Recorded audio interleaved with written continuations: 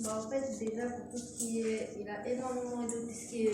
Il a aidé tout ce qui est les entreprises, c'est-à-dire toutes les personnalités riches.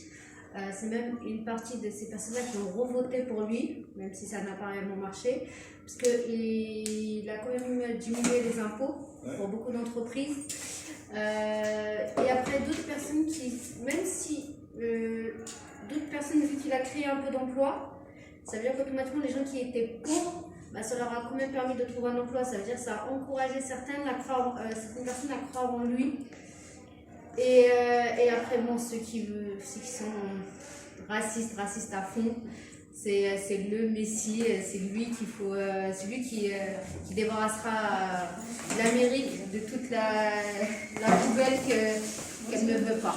Ouais, donc ouais, c'est ça, juifs, latinos. Et puis ici, des frères. Oui. Vas-y, parce que vous disiez. J'ai pas entendu du coup. Non, j'ai dit, il cible les frères, l'ennemi. Totalement. L'ennemi c'est la Chine, l'ennemi c'est les Mexicains. L'ennemi c'est les dangereux noirs qui manifestent en criant Black Lives Matter. Donc l'ennemi c'est l'autre et il n'est pas blanc et il n'est pas féministe Non. et il n'est pas antiraciste. Et la Covid est une création de la Chine pour battre les États-Unis dans le domaine du commerce mondial. Donc il y a totalement en fait une paranoïa qui va être assumée pendant 4 ans et qui va encourager beaucoup de monde à se dire que en fait Donald Trump a réussi à mettre à la télévision et à l'antenne beaucoup par des sous-entendus, des images et des figures de complot en fait que les gens n'osaient pas faire dépasser les forums et les discussions et les groupes privés, etc. Par sa stature de président de la République et par son compte Twitter qui était totalement incroyable, en fait il a réussi à banaliser ça. Et en fait ça a donné du pouvoir et encouragé beaucoup de monde à se sentir légitime. Et du coup, plein de groupuscules vont aller autour de lui. Et beaucoup vont se sentir légitimes pour prendre la parole, pour s'organiser, pour sa réélection. Et lui, ouais. Et du coup, c'est une vidéo de Channel, c'est l'émanation de droite dans le monde, en fait. Et bien sûr, il y avait un des gros combats de Ku Klux Klan, c'était que les Noirs ne soient jamais à égalité de droit avec les Blancs, en fait. Et donc, du coup, à chaque période où les Noirs gagnaient en droit, le Ku Klux Klan revenait en force. Il faut savoir que le Ku Klux Klan naît à la fin de la guerre de sécession, donc la guerre civile aux États-Unis, et qu'à la fin de la guerre de sécession, par les lois qui sont adoptées, en fait, les hommes noirs ont plus de droits législatifs et électoraux que les femmes blanches à l'époque. Et ça, donc, c'est quelque chose d'insupportable pour beaucoup de personnes. Les Ku Klux Klan, au départ, sa naissance, ce sont des gens qui s'amusent à faire peur à des Noirs, en fait. Alors, en faisant croire que ce sont des fantômes des Blancs contre lesquels ils ont fait la guerre pendant la guerre de sécession et qu'ils sont revenus les hanter. Et face au succès qu'il va prendre dans le Sud, ils vont commencer à s'organiser en tant que mouvement. Ouais. Mais en fait, ne serait-ce que son slogan America First, Ouais. En premier l'Amérique, ça va décomplexer plein de monde. Bien sûr. Parce que du coup, c'est une réminiscence du passé, c'est-à-dire les premiers colons là, de l'Amérique, bien armés, qui ont chassé les Indiens, qui ont chassé, qui sont appropriés la terre, qui sont tout appropriés, on revient à ça, quoi.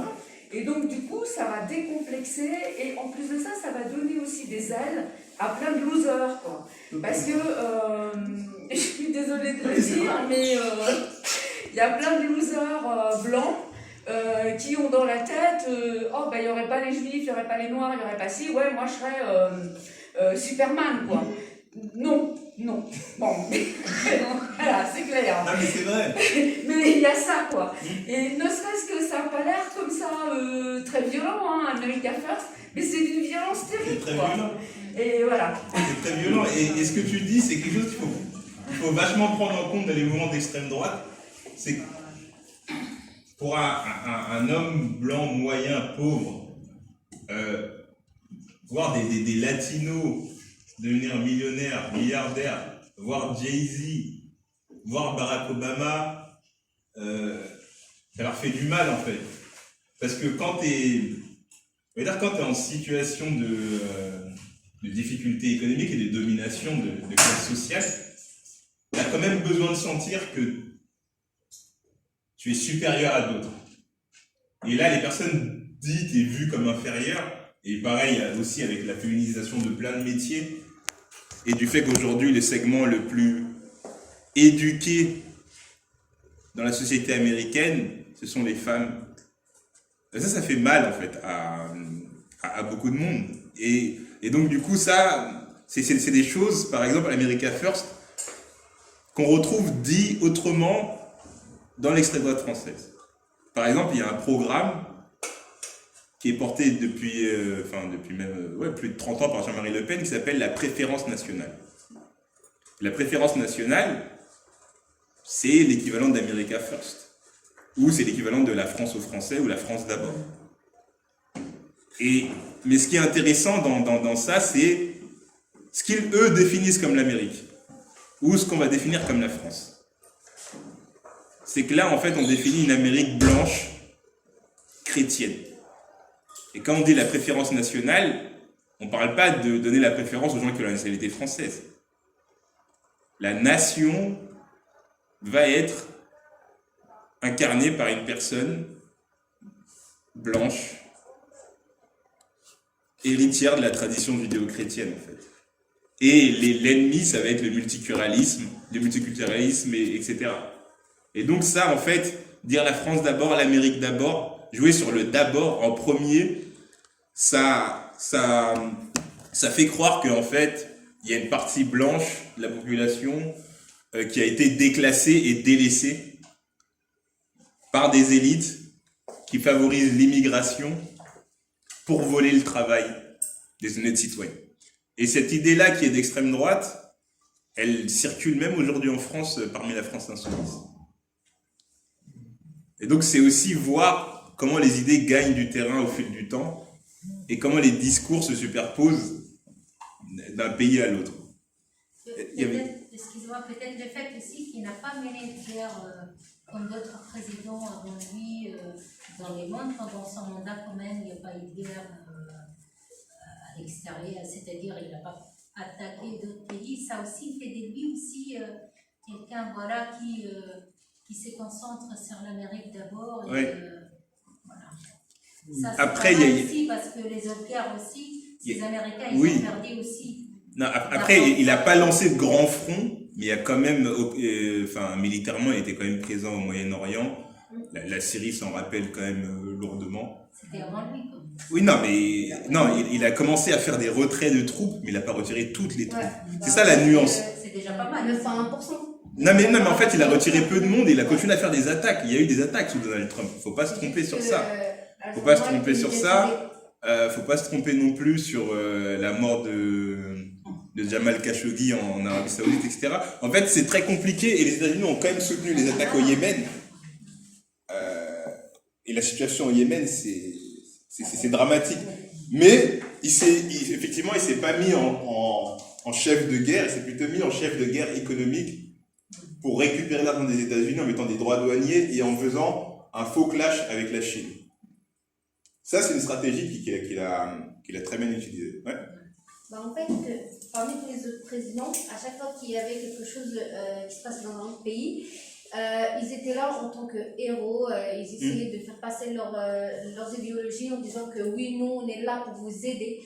Trump, il a complètement fait l'inverse. Non, il a placé l'Amérique, les intérêts de l'Amérique avant tous les autres intérêts pour leur faire quoi ? Moi, je suis votre président, je pense qu'à vous, en premier lieu. Les autres, c'est de leur faute si on est dans une situation. C'est pour ça que dès qu'il y a eu le corona, il a directement fait passer, c'est le fait qu'il a mal géré la situation. Par rapport, on rejetant la faute sur les autres pays, on rejetant la faute sur la Chine. Un des trucs qui a été le plus choquant, c'est le fait qu'il est interdit à tous les ressortissants des autres pays, de certains pays sous-développés, de rentrer aux États-Unis. Qu'il a appelé les pays de merde. Ouais, il les a bloqués, ça a fait scandale de ouf. Il les a bloqués, ça a fait qu'actuellement, il y a des centaines, voire des milliers d'enfants qui se retrouvent séparés de leur famille, parce que quand ils sont arrivés aux États-Unis, ils ont été séparés de leurs parents. Automatiquement, leurs parents n'arrivent pas à les retrouver. Certains parents sont rentrés dans leur pays parce qu'ils sont repartis, ils ont été obligés de repartir, mais leurs enfants sont restés sur le territoire américain. Sans parents, sans rien. Et le but, c'était en fait, le but, c'était pour... dissuader l'immigration, en fait. Voilà. Parce qu'en fait, il a pas réussi à construire son mur totalement. En fait, il a même pas construit 1/10 de la frontière. Et donc, du coup, c'était quand même sa grande annonce. On va construire un mur et plus personne ne rentrera, parce que les pays en dessous des États-Unis, ce sont des narcotrafiquants, des criminels et des violeurs. C'est ça qu'il disait. Et là, en fait, en séparant les familles, il a dépassé une limite que même d'autres présidents à droite n'ont pas lancé, parce qu'ils savaient que dans l'opinion c'est désastreux, c'est que même des personnes qui sont un peu opposées à l'immigration, quand ils voient des enfants séparés de leurs parents, se disent « Imagine, on me sépare de mes gosses ». Et donc du coup là, tu crées une espèce de panique collective dans l'inconscient. Les gens disent « Ouais, là on va quand même très loin dans l'Europe ». Et ça a été une des tâches de son mandat et une des clés sur lesquelles a beaucoup joué Biden pour essayer de récupérer l'électorat hispanique. Okay. Mais toutes ces actions-là, elles ont eu pour effet de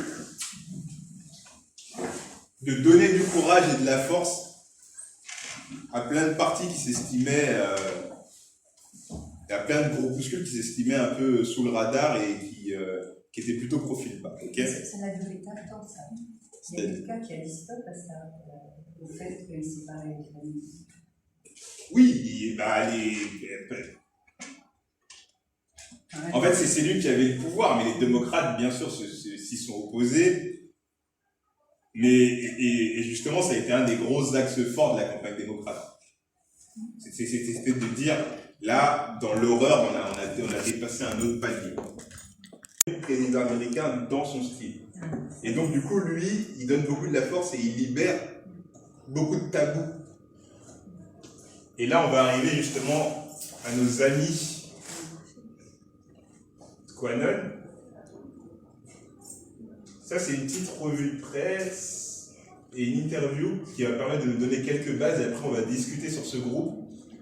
Et j'aimerais bien qu'on essaye de réfléchir ensemble à quelles conséquences ça pourrait avoir en France. Ça vous va ?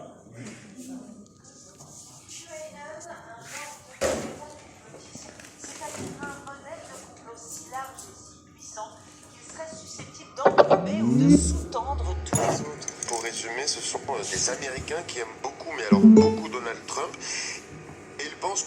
Tous les autres, les Kennedy, les Rothschild, les Clinton, les Obama, ils pensent que ce ne sont que de super criminels aidés par CNN ou par Hollywood.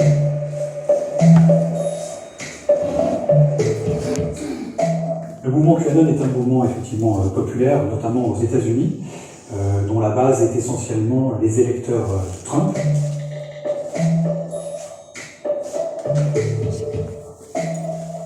Mais ça touche aussi d'autres statuts, d'autres niveaux sociaux, des personnes plus éduquées, et notamment un peu partout autour de la planète. Le mouvement QAnon est un mouvement composite qui pense qu'il y a un complot du Deep State, de l'État profond américain, contre Trump, essentiellement. On va arrêter là. Parce qu'il faut qu'on revienne sur ce qu'on appelle le Deep State ou l'État profond. Est-ce qu'à votre avis, vous avez une idée de ce que c'est ? À peu près. Ça veut dire ce qui tient les ficelles derrière le rideau. Exactement. On pourrait appeler le Deep State ou l'État profond, selon la théorie complotiste, ce sont les marionnettistes. Ok ? C'est-à-dire que selon eux, Donald Trump est président de la République, enfin, président des États-Unis, mais le pouvoir et le pays ne lui appartiennent pas, parce qu'il y a les milliardaires d'Hollywood, les administrations corrompues qui sont aux mains de la gauche, qui complotent pour préparer sa défaite. Et en fait, c'est ça l'État profond. L'État profond, c'est l'État planqué, caché, et qui a un agenda de complot et de manipulation pour encourager la défaite de Donald Trump et pour l'empêcher de faire jaillir ce qu'eux appellent la vérité. Donc c'est ça ce qu'on appelle le deep state et l'État profond. C'est clair pour tout le monde? On veut continuer?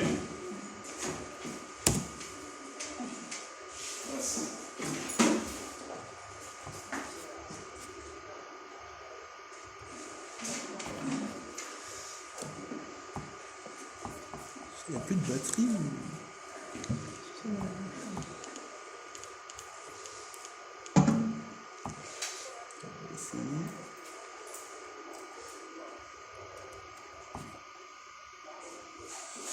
C'est déconnecté. C'est déconnecté? Ouais, il faut aller dans paramètres. Les agadis. Saisis la croyance de base qui est très importante et qui a constitué le mouvement. Et à votre avis, sur quelle affaire elle s'appuie? En fait, il paraîtrait, puisque c'est donc un complot, il paraîtrait que les élites dont font partie Barack Obama, Hillary Clinton, les Rothschild, enfin toute l'élite dans différents milieux et des stars hollywoodiennes se livreraient à un trafic pédocriminel, de kidnapping, de vol d'enfants à des fins pédophiles et aussi à des fins sataniques. Voilà, ça c'est une grosse partie du complot. Ouais, totalement. Et s'attaquerait aussi bien sûr à Trump, qui lui c'est le héros, parce que lui c'est le chevalier blanc, il veut combattre ça. Et en fait, comment dirais-je, le fond du complot de QAnon, c'est ça. Ouais, c'est ça. Mais est-ce qu'il y a une affaire de pédophilie d'ampleur sur laquelle il s'appuie pour donner du poids à Trump? Quelqu'un se souvient de Jeffrey Epstein? Ah oui, c'est un ami de Trump. Oui, mais c'est ça le paradoxe. C'est ça qui est drôle, c'est que Jeffrey Epstein était ami de tous les milliardaires. Et le paradoxe de QAnon, c'est que ils disent qu'il y a un complot des milliardaires des grandes fortunes du monde, mais leur héros, pour les sauver de ce complot, est lui-même milliardaire, il s'appelle Donald Trump. Ça, c'est l'énigme que personne n'a réussi à résoudre dans leur logique. Parce que si on suit leur logique, ils auraient dû chercher un homme du peuple pauvre qui va venir prendre le pouvoir et qui n'a rien à voir avec tout ce milieu-là. Alors que Donald Trump, il est né, au moment où il crie, il pousse son premier cri à l'hôpital, il est déjà millionnaire. Déjà refait. Le mouvement en politique, c'est aussi ça, qu'il arrive en mouvement politique et qu'il découvre ce complot des autres politiques. Oui, mais ça, effectivement, il joue sur l'image de virginité en politique, mais qui est fausse, parce que Donald Trump, au cours de sa carrière, il a tour à tour financé les campagnes des démocrates comme des républicains selon les intérêts qu'il y trouvait. Et il a déjà fait beaucoup de prises de position politiques. Ouais. En fait, le fait que chaque président qui est, par exemple, Barack Obama, il a beaucoup été critiqué parce que pour arriver là où il en est, il a été obligé d'être sponsorisé par certaines personnes. Pour pouvoir financer sa campagne, il faut énormément d'argent, surtout aux États-Unis. Oui. En fait, Donald Trump, vu qu'il était déjà riche, automatiquement, soi-disant pour certaines personnes, il ne pouvait pas être influencé. C'était ses propres idées, c'était ce qu'il voulait, il ne pouvait pas être influencé vu que c'était son propre argent avec quoi il a financé sa campagne.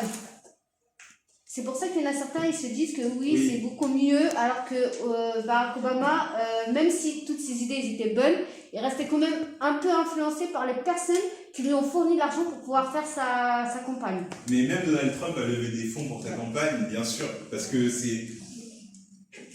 les campagnes américaines, elles se comptent en milliards. Et il faut énormément d'argent pour être élu aux États-Unis. Et la pire, c'est qu'il ne paye pas ses impôts aussi. Oui, il ne paye pas ses impôts et il refuse de déclarer ses impôts. Mais voilà, donc du coup, là, en fait, QAnon, ce qu'il faut garder en tête, c'est que la centralité, c'est le complot mondial pédophile.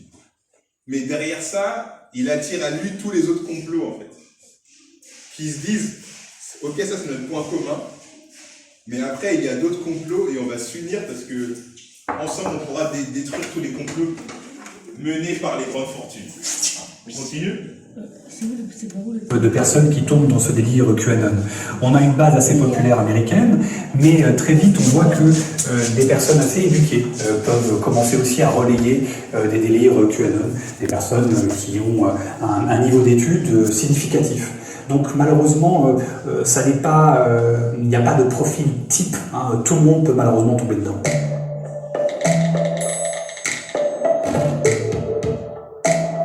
Le mouvement QAnon a vraiment gagné en visibilité et s'est popularisé, notamment au moment du coronavirus, qui a véritablement accéléré sa visibilité. Mais la porte d'entrée à ce mouvement réside essentiellement dans la lutte contre la pédophilie. C'est à travers cette porte-là, hein, ce cheval de Troie, que précisément pas mal de gens basculent de la défense de la petite enfance au délire QAnon le plus exalté. Le mouvement QAnon a ceci particulier qu'il crée véritablement un univers parallèle, un univers alternatif. Et du moment qu'on bascule dans cet univers alternatif, on ouvre les portes à toutes les conspirations. Tout devient absolument possible. Des Illuminati à, pourquoi pas, des délires sur les vaccins. Donc c'est vraiment une matrice assez inquiétante qui a une capacité de se répandre bien au-delà du cœur nucléaire dans lequel il est né.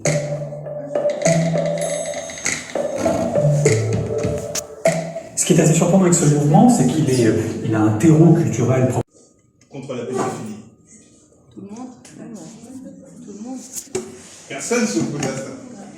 Voilà. C'est-à-dire qu'eux, ils ne viennent pas en disant notre projet, c'est qu'il n'y ait plus aucune personne de telle origine, de tel horizon dans l'endroit. Ils vous disent, nous, on est là pour protéger nos enfants. Qui va être contre quelqu'un qui veut protéger vos enfants? En fait, ils ont trouvé ce qui faisait consensus, quoi. Une faille. Une faille. Et effectivement, et encore une fois, c'est pour ça que, pour y revenir une autre fois, mais l'affaire Jeffrey Epstein, elle est assez incroyable, parce que comme il était l'ami de tous les fortunés, et qu'il avait son île privée, dans laquelle il a reçu vraiment tout le gratin du monde politique, économique, médiatique,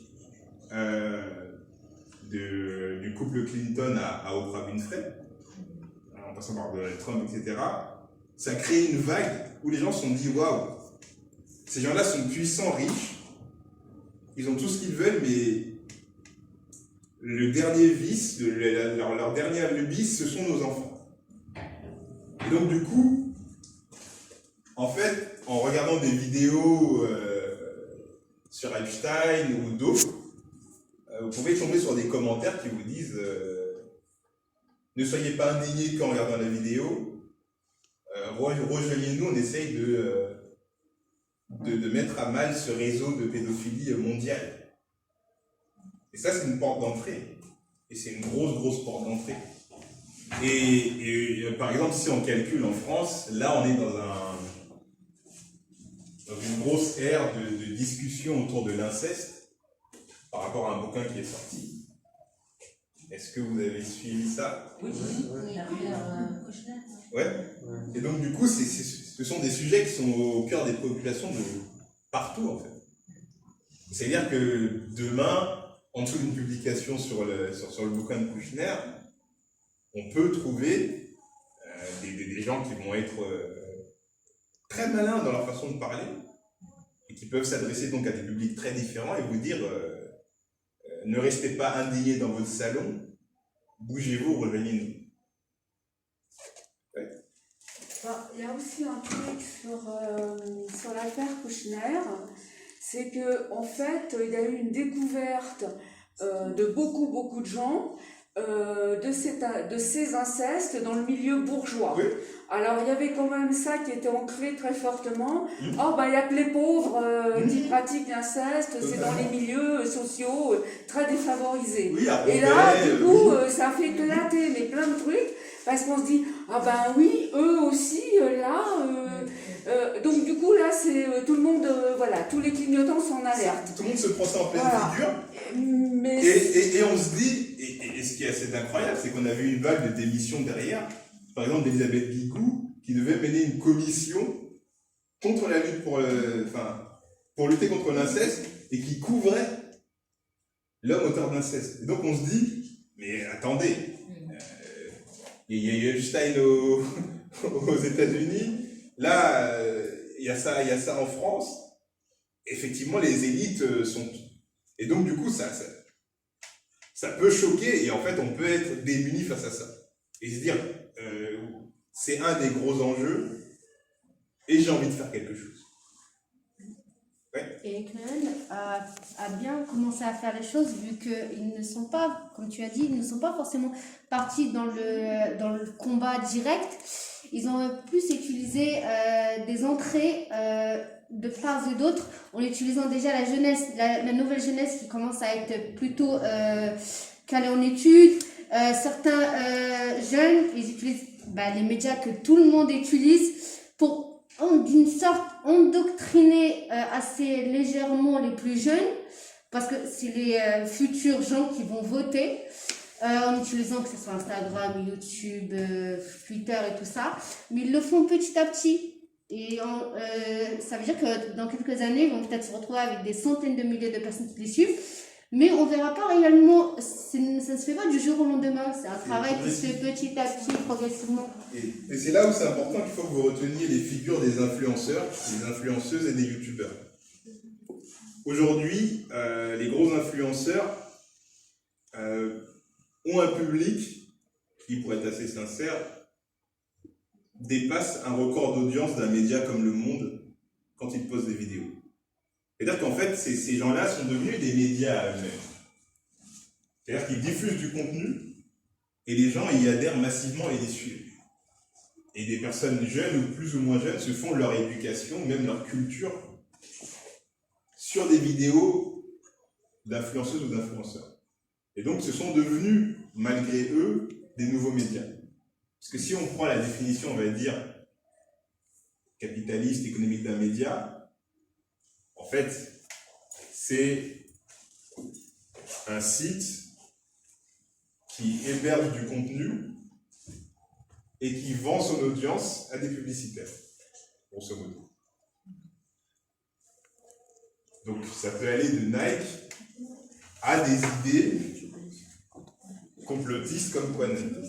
Et donc, du coup, le fait d'aller sur des choses aussi innocentes que TikTok, que le yoga qui connaît un boom très important dans différentes classes sociales et classes d'âge, c'est en fait se donner un vernis sympathique, cool, et non la politique bruyante, engagée comme on a pu la connaître. Et donc diffuser ces idées par des personnes qui ont l'air de prime abord sympathiques. Et ça, c'est une stratégie qui marche et qui fait que en fait, les idées se diffusent sans qu'on soit forcément capable de les adosser à une organisation.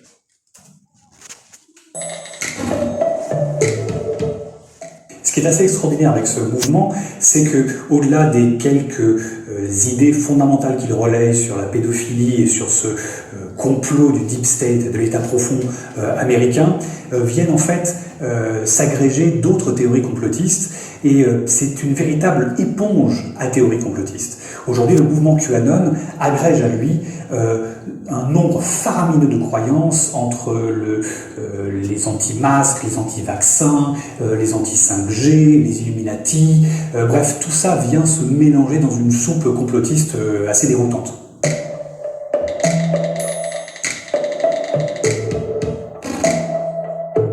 Ce qui est assez déroutant et inquiétant avec le mouvement QAnon, c'est qu'il est en train de pénétrer le parti républicain américain.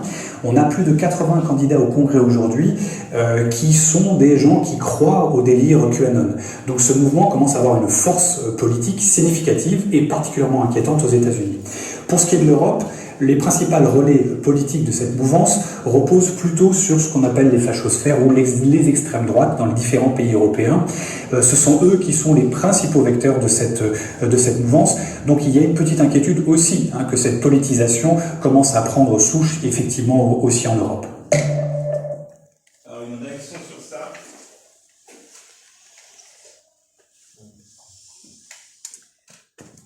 80 candidats républicains qui pensent que ces idées sont valables, ça fait vraiment peur.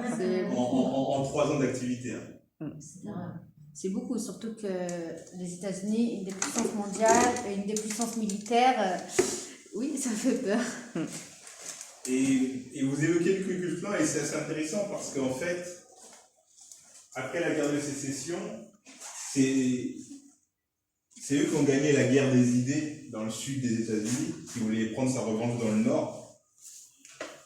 Et c'est eux qui ont commencé à dicter les programmes politiques de beaucoup de sénateurs, de maires, de députés, en fait. Et là, avoir 80 candidats qui ne sont pas insensibles à leurs idées, dans une Amérique où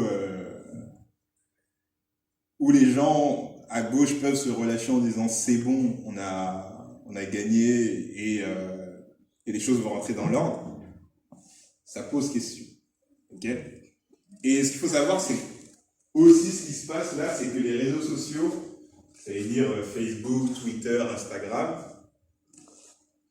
ont commencé à faire des grands ménages. Et la semaine dernière, il y a eu, je crois, presque environ 7000 comptes Twitter supprimés de personnes identifiées comme proches de QAnon. Il faut savoir que Donald Trump a été viré des réseaux sociaux. D'accord ? Et ça aussi, c'est quelque chose de rassurant, en théorie, mais en pratique, ça pose un problème. À votre avis, quel problème ça pose? Ouais. Le problème, c'est qui contrôle Twitter, parce qu'après, c'est les internautes qui le contrôlent et qui après peuvent virer toutes les personnes avec lesquelles ils ne sont pas d'accord. C'est ça. Les comptes, parce que là, Trump, il a été viré parce qu'il a incité à la violence, mais après, on peut virer n'importe qui. Où s'arrête la puissance des médias? Ça veut dire que les médias, ceux qui les contrôlent les médias, peuvent dire ce qui est bien ou mal, même si on n'est pas forcément d'accord avec ce qu'ils disent. Si du jour au lendemain il y a quelque chose de positif qui ne leur plaît pas, ils peuvent le supprimer. Une personne qui sera contre peut-être Joe Biden parce qu'il a fait quelque chose, je ne sais pas, s'il repart en guerre et que la population n'est pas d'accord, automatiquement les médias du jour au lendemain peuvent complètement l'enlever d'Instagram, de Twitter comme ça. Ça aussi, ça peut poser problème. Où s'arrête le droit des médias de canaliser qui veulent? C'est problématique ça, je pense que c'est problématique. Alors, ce qu'il faut prendre en compte, c'est que là on parle de comptes qui étaient affiliés à un mouvement qui a quand même tenté un coup d'État et un push au Capitole, ok. Et effectivement, il y a un problème qui existe depuis très longtemps, c'est comment se fait la modération sur Twitter, Facebook, etc., sachant que tout est très automatisé et que cette salle, vous mettez à signaler un tweet, je peux me retrouver supprimé temporairement de Twitter. Okay. Mais en fait, il y a un autre problème que ça a créé, c'est qu'aujourd'hui, l'extrême droite américaine commence à investir le domaine des réseaux sociaux. Et commencent à créer eux-mêmes leur propre Twitter, leur propre Facebook. D'accord? Et c'est ce qu'ils appellent les interfaces de liberté d'expression.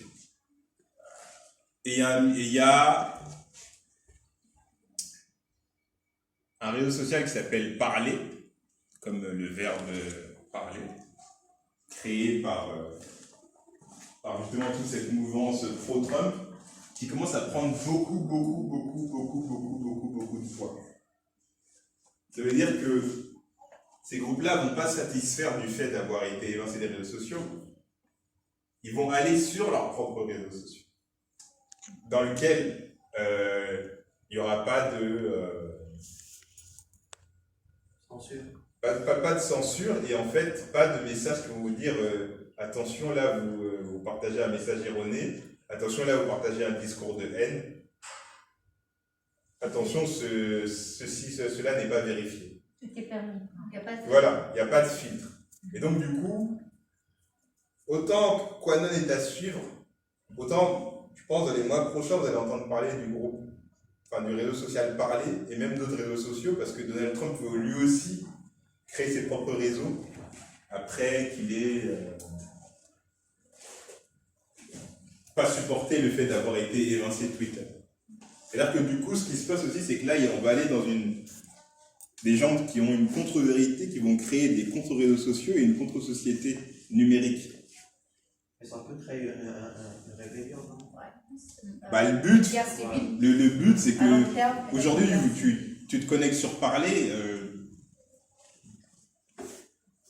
tu vas voir des gens qui débattent et qui créent des nuances, mais ce sont des nuances d'extrême droite.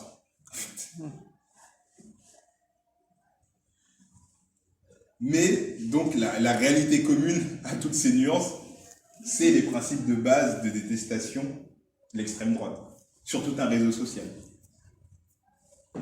Et ça va poser des problèmes politiques, sécuritaires majeurs. Ouais. Mais après, c'est vrai qu'il n'y a pas eu que les réseaux sociaux qui ont arrêté, par exemple, Quanon, et toutes les personnes qui ont pris d'attaque le Capitole, en fait, elles ont été mises sur... c'est comme ce que nous, on appelle... Fichier. Fichier, quoi. Oui, des fichiers misés sur écoute, surveillés, etc. Ils ont été interdits de prendre l'avion. Et ça, c'est... Non, et ce qu'il faut savoir, c'est que par exemple, la France travaille avec le FBI et le CIA au sujet de Quanon. Et que donc les gouvernements mondiaux, les polices des différents pays aussi travaillent. Et ça, c'est une grande... Quanon, c'est une grande inquiétude pour les pays européens. Et pour tous ceux qui vont avoir des élections dans les mois et années à venir. Ok ? Et retenez bien, parce que là, je pense que vous allez dans la rue, vous dites Quanon, c'est les gens bon. Mais c'est un des mouvements et un des groupuscules qui sera le plus à suivre dans les prochains mois, en tout cas. Et leur stratégie, c'est vraiment en fait véhiculer les idées à travers le divertissement. Et pas forcément avoir un message en premier lieu offensif de guerre, etc. Mais être capable très vite d'aller vers des gens qui sont dans une sorte de défiance. C'est-à-dire aussi bien aller taper chez les anti-masques que chez les antisémites, que chez les gens qui veulent, par exemple, on peut penser à des ponts entre eux et Génération Identitaire, par exemple, qui travaillent... En fait, c'est votre ennemi et aussi mon ennemi, oui. Alors soyons amis. Oui, c'est ça. C'est que de toute façon, on est tous d'accord que ça, c'est à cause des grandes fortunes mondiales, qui sont nos ennemis en commun, donc unissons-nous. Et, sauf que on va vous laisser vous crier et balancer votre haine, et nous, on va travailler autrement pour faire pénétrer nos idées beaucoup plus profondément dans la population. Et sachant qu'il y a aussi quand même un contexte de crise lié à une pandémie, qui fait que, et qui a un pouvoir qui est critiquable dans sa gestion de la pandémie, et que ça crée du doute dans l'esprit des gens aussi. Et donc, dans ces moments de crise-là, arriver avec des solutions simples, et essayer de tenter un début d'explication, bah, ça rassure certains. Eux, ils jouent sur la psychologie de l'être humain. Dans certaines, comme les crises comme ça, la psychologie, les gens ils sont un peu débordés, ils sont un peu... Oui, ils sont affaiblis. Ce qu'il faut savoir, c'est que là... Ils touchent le point sensible dans le... On estime qu'un Français sur 5 a connu un épisode dépressif depuis mars dernier. Il peut manipuler n'importe qui à cause de ça. En fait, on est dans des moments de fragilité collective. Ouais, ils peuvent manipuler ça. Et dans des grands moments de doute. Mais la mauvaise gestion de la crise, justement, c'est ce qui ajoute à la défiance. Ah bah bien sûr, bien sûr. C'est que même sans virer au grand complot pédophile mondial, oui, je me lève le matin en étant énervé par des mensonges gouvernementaux, par la mauvaise gestion du masque, et par plein d'autres choses. Et on ne sait D'accord. pas qui croire. C'est ça le problème. On ne sait pas qui croire. Les médecins disent ça, le gouvernement dit ça, les gens à la rue disent ça, alors on est dans le doute tout le temps. Non, bien sûr. Ouais. Et en même temps, on est aussi dans une période où de toute façon, on est fragile et il y a énormément de mutations et en fait on a plus de questions que de réponses. Mais l'être humain, il n'aime pas trop qu'il y ait que des questions et est prêt à aller très rapidement vers des réponses déjà préparées.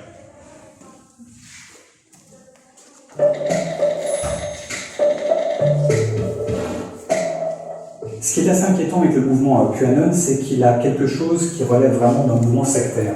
À partir du moment où quelqu'un bascule dans ces théories QAnon, il est très très difficile de l'en extraire. Il y a énormément de témoignages de QAnon aux États-Unis qui se sont froissés avec leur famille, qui ont perdu leur job, leurs copines.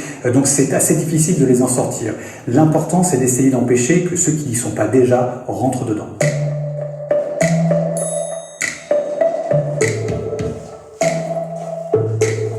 Et je voulais revenir avec vous aussi sur ça, c'est qu'il y a un enjeu dans les familles. Et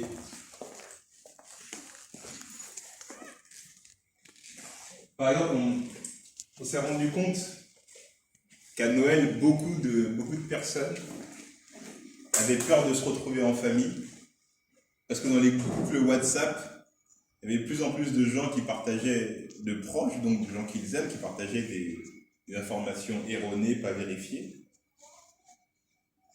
voire des idées complotistes. C'est-à-dire qu'aujourd'hui, il y a dans des familles, il peut y avoir des déchirements dans cette période de crise-là. Et avec des gens avec qui on a un rapport affectif, mais qu'on va avoir de plus en plus de mal à suivre dans les idées. Et ça aussi, c'est un enjeu politique, personnel et intime très important. Parce que du coup, comment on gère dans son foyer, dans son intimité, une personne qui peut être en train de basculer.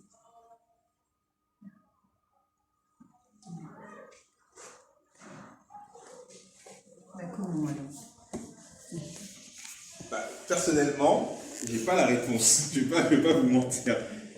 Mais je me pose la question.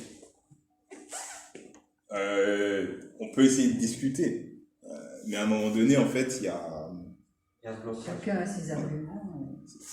En fait, c'est que la force du complotisme, c'est de d'avoir des contre-arguments à toutes les réponses. Et à partir du moment où vous dites, ça, je n'ai pas de réponse, vous dites, moi, j'ai une réponse. Il y a une faiblesse. Il y a une faiblesse. C'est-à-dire que le doute, c'est leur force. Et donc, du coup, les échanges deviennent très, très compliqués et vous êtes vite catalogué, en fait. Vous êtes vite catalogué en défenseur du système. Ou de la personne qui veut rester dans le noir, qui ne veut pas ouvrir les yeux. Ou de la personne qui veut rester dans son confort parce qu'elle a des petits avantages. Les petits avantages, ça peut être juste avoir un travail même s'il n'est pas bien payé. Donc, les avantages aussi sont très relatifs. Et donc, du coup, il y a et effectivement, on trouvera toujours plus mal loti que soi. Ça, c'est clair. Mais donc, là, je sais qu'avec d'autres collègues, on travaille aussi à ça, c'est de recueillir les témoignages de familles qui commencent à être déchirées sur ces sujets-là, en fait. Où il y a une inquiétude de créer déjà qu'on est un peu limité à cause des restrictions de sécurité, des mesures de sécurité, mais pour qui les repas de famille, dîners de famille deviennent des angoisses, en fait. Ouais. Oui, parce qu'en fait, avec les proches, c'est vrai que c'est compliqué. Parce que ne serait-ce que ta soeur qui te dit comment tu es à la maison et tu mets pas ton masque, oui mais enfin moi je m'approche pas trop, bon ça crée déjà une discussion. Après tu as ah mais moi je suis pour le vaccin, moi je suis contre. Bon, tu as encore une autre discussion sur se faire vacciner, et surtout quand il s'agit d'une personne âgée et qu'il faut prendre une décision, non, moi je suis pas d'accord pour faire vacciner. Tu as vraiment plein de sources d'angoisse, de discussions, de conflits, parce qu'en fait la période elle est anxiogène. Totalement. Et qu'on est dans le flou, mais alors dans le flou total. Puisque cette crise elle est très difficile à gérer et que les politiques sont pas du tout réactifs, hein, tous les jours on a des avis contradictoires entre le Premier ministre, entre les scientifiques, donc au sein de la famille parfois ça déborde aussi, voilà. C'est vrai qu'il faut quand même avoir un point d'accroche, quelque chose qui maintient la famille à flot pour éviter. Même, on peut avoir, par rapport aux d'autres membres de sa famille, chacun a ses opinions. Il faut juste essayer d'avoir quelque chose qui raccroche tout le monde, où tout le monde est d'accord. Ça peut maintenir à flot la famille et éviter que chacun parte dans tous les sens. Je pense que c'est une des seules manières, ça peut être, pour certains, ça peut être juste la religion. Ouais. Donc c'est la seule chose qui les maintient, même s'ils ont tous leurs opinions. Le fait d'être tous d'accord qu'ils ont tous la même religion, ils croient tous au même Dieu et tout, et que seul lui décidera de ce qui va nous arriver, automatiquement ça met tout le monde d'accord. Oui, et il y a d'autres familles où ça va être la figure de la grand-mère qui est très importante, et que tout le monde se réunit autour d'elle et va éviter les conflits en sa présence ou au moins en son nom.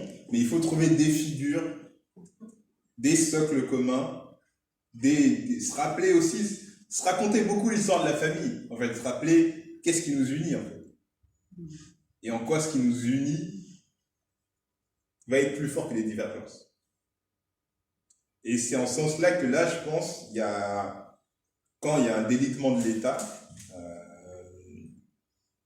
que la crise économique, elle bat son plein, et donc du coup, il y a des drames familiaux, personnels qui arrivent avec. C'est dans ces moments-là que les espaces d'échange et de solidarité sont des lieux de respiration et sont des lieux où tu peux créer du lien pour pas sombrer et vriller en fait. Et ça va être très important dans la période dans laquelle on traverse, et c'est même par exemple c'est un luxe d'avoir le centre social ouvert en fait. Parce qu'il remplit ces fonctions-là. Et après, effectivement, tous les territoires n'ont pas de lieux équivalents, etc. Et il y a des grosses disparités. Et dans ces moments-là, la solitude aussi, c'est très compliqué. Parce que quand on s'isole, ou qu'on est isolé malgré soi, on crée de l'amertume et de la rancune. Et ça aussi, ce sont des terrains qui sont assez propices pour diffuser ces idées-là. J'imagine aussi que les divergences qu'il y a dans une famille, c'est difficile parce que c'est en fait avec des gens avec qui tu as la confiance. Oui. Donc, c'était partagé quelquefois peut-être. Totalement. C'est-à-dire que normalement, quelqu'un que tu aimes et en qui tu crois t'envoie quelque chose, par principe, tu as envie d'être d'accord avec elle. Parce que vous avez vécu des choses ensemble, vous avez un lien affectif, et c'est quelqu'un qui veut ton bien, et vous avez des moments aussi au fond du trou, et elle était là pour vous. Donc ça aussi, c'est très compliqué. Ça veut dire, quand on a une figure d'autorité à la maison qui est en train de sombrer dans ces délires-là, que c'est votre père, votre mère, votre frère, votre soeur, votre cousin, votre cousine, elle a du pouvoir sur vous. Et vous en avez aussi sur la personne.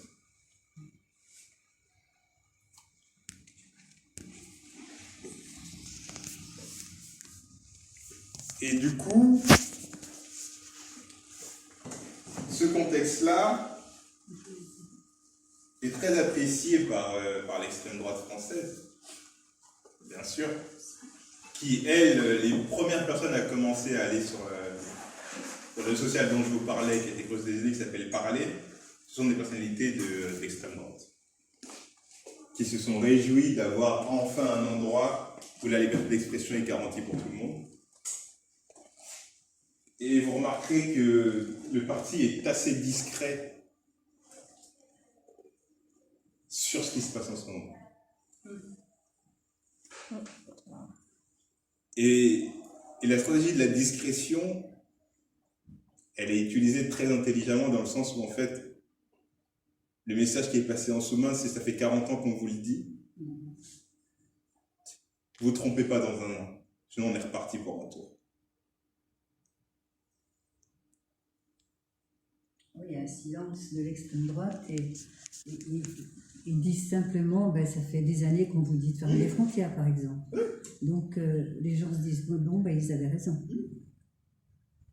De toute façon, le fait aussi que Trump ne gagne pas les élections, ça montre aussi que, voilà, on n'est pas, que ces mouvements ne pas si dangereux que ça.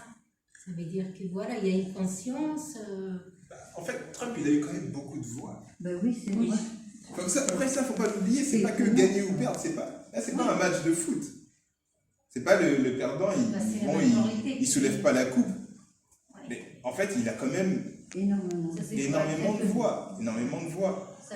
Et en fait, la victoire qui était promise à Biden, elle n'a pas été si importante que ça. Ce qui a permis l'attaque du Congrès, c'est qu'il ne gagne pas d'un écart si important que ça. Et attention, c'est que dans la défaite, les gens qui ont perdu sont beaucoup plus mobilisés que les gens qui ont gagné. N'oubliez pas que pendant le mandat de Trump, on a quand même eu un renouveau des idées de gauche aux États-Unis, qu'on a eu une génération de députés incarnés par Alexandria Ocasio-Cortez qui est débarquée et qui a été un peu le renouveau de la gauche. Donc il y aura une génération équivalente qui va être le renouveau des idées républicains, qui va se lever chaque matin en disant la prochaine élection, elle est pour nous. Et eux seront très mobilisés et l'autre camp peut se démobiliser. Et ces dynamiques-là aussi, elles sont importantes à prendre en compte. C'est pour ça qu'on ne peut pas se satisfaire de oui, mais il y a une défaite, donc c'est que même dans la défaite, les idées progressent. Et ce qui est important, ce sont les idées. C'est quand les idées commencent à toucher le centre, que tu la retrouves dans un bistrot, dans ta famille. Ça, c'est une plus grande victoire qu'un scrutin.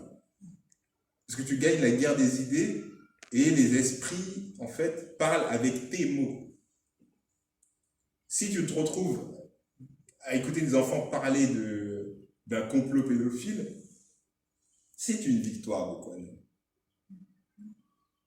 Et si il y a des mots qui commencent à rentrer dans le vocabulaire de personnes qui ne le remettent pas en question, ce sont des victoires. C'est-à-dire que la guerre, elle se gagne beaucoup par les mots.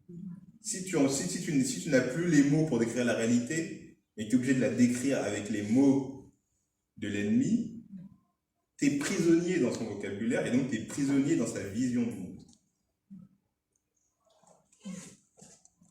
Et ça crée des conséquences derrière.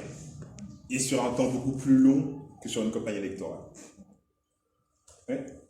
C'est ce qu'on a vu à la campagne électorale de Trump. Les intellectuels américains et aussi dans les grandes villes ne voyaient que par Hillary Clinton. Et en fait, il y avait une sorte de mépris pour Trump.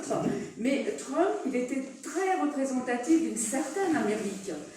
L'Amérique ouvrière, notamment celle qui a perdu ses emplois, de villes comme Détroit où il n'y a plus d'usines, il n'y a plus rien. Donc ça, il y a eu une méconnaissance de l'élite quand même américaine à la campagne de Trump. Ils n'ont pas voulu voir ça. Ils ont voulu voir que Hillary Clinton n'était pas aimée parce qu'elle avait ce côté très... la banque américaine. Hein. Oui, l'élite. Voilà. Donc là, maintenant, pourquoi on assiste à ce petit écart lors de cette élection-là, et que Joe Biden a gagné, mais finalement avec pas beaucoup de voix, c'est aussi la résultante de la campagne, de la précédente campagne. Et Et c'est ça, et c'est à se moquer des fautes d'orthographe des gens, par exemple, alors que ça peut paraître bête, hein. Mais à se moquer des fautes de langage, d'orthographe de Donald Trump, on se moquait aussi des fautes de beaucoup de gens qui n'avaient pas accès à l'éducation, et qui n'avaient pas accès aux médias parce qu'on estimait qu'elle ne parlait pas assez bien, qu'elle n'avait pas fait de diplôme. Et donc, il faut aussi se méfier de comment les entre-soi de gens qui pensent bien penser le monde créent de la défiance, créent de la méfiance et créent de la rancœur. Oui. Je pense que réellement, la victoire de Joe Biden s'est décidée juste sur un incident qui est banal aux États-Unis, qui est tout le temps, mais qui a été énormément médiatisé et qui a créé les émeutes et qui a créé le Black Lives Matter. Automatiquement, énormément de gens ont vu à quel point ils sont arrivés vraiment au point d'une violence inouïe. C'est pour ça que ça a beaucoup rassemblé certaines personnes de la population, que ce soit les étrangers, que ce soit les LGBT, que ce soit un peu tout ce monde. Et surtout, je pense que si on n'aurait pas eu ces émeutes-là, je pense que Trump gagnerait. Alors ça, c'est dur à dire parce que la crise, quand même... C'est ça qui a rassemblé... Et le Covid, c'est ça qui a réellement rassemblé... Le Covid, c'est 400 000 morts au moins, et là, on va arriver rapidement vers les demi-millions de morts aux États-Unis. Et on parle que des morts, mais il faut savoir que, en fait, là aussi, cette crise-là a rappelé l'importance d'un système de santé. C'est qu'il y a des familles qui ont essayé de sauver leur père ou leur mère atteint de la maladie et qui ont dû hypothéquer leur maison pour offrir des soins à leurs parents et qui se retrouvent aujourd'hui à la rue pour avoir soigné quelqu'un. Les systèmes capitalistes, ça... Et donc, il y a aussi ça, il y a les drames personnels dans des grands moments de crise qui peuvent faire basculer ça. Parce qu'il n'y aurait pas eu le Covid. Combien de chances Joe Biden aurait eu de gagner? Ça maintenant, là, ce serait faire de la politique fiction, parce qu'en fait, Donald Trump, quand même, il a, même sans cette crise, il a déçu du monde. Il y a des républicains qui très tôt se sont détachés de Donald Trump, très tôt dans l'élection, et très tôt même dans la primaire démocrate. Il y en a plein de son gouvernement qui sont partis. Voilà. Et même le vice-président Mike Pence, il est attaqué par Donald Trump, il est attaqué par Quanon. Et il est vu comme un traître.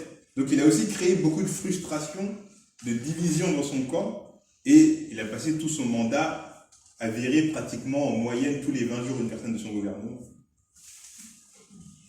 Donc il a aussi créé, parce que c'est de la méfiance et de la défiance, même au sein du FBI, enfin, dans beaucoup d'endroits. Voilà, parce qu'il avait un discours quand même qui était très offensif et de haine. Il a même réussi, après des meurtres de personnes noires par des policiers, à décevoir des gradés de la police. C'est-à-dire qu'il a quand même aussi créé beaucoup de frustration autour de lui, même à des gens qui lui étaient acquis. Et ça, c'est une donnée aussi à prendre en compte. Donc sur ce, j'aurais bien aimé qu'on reste plus longtemps. Mais la bonne nouvelle, c'est qu'on se verra le mois prochain. En tout cas, voilà, l'idée c'était un peu de balayer un peu l'actualité des derniers mois, en partant de l'élection présidentielle, et de voir un peu, de dresser un peu un bilan de ce qui peut nous attendre. Et là, je suis hyper content d'être revenu. C'était vraiment cool, comme toujours. Et on continuera à analyser d'autres sujets qui viendront et le mois prochain. Le mois prochain.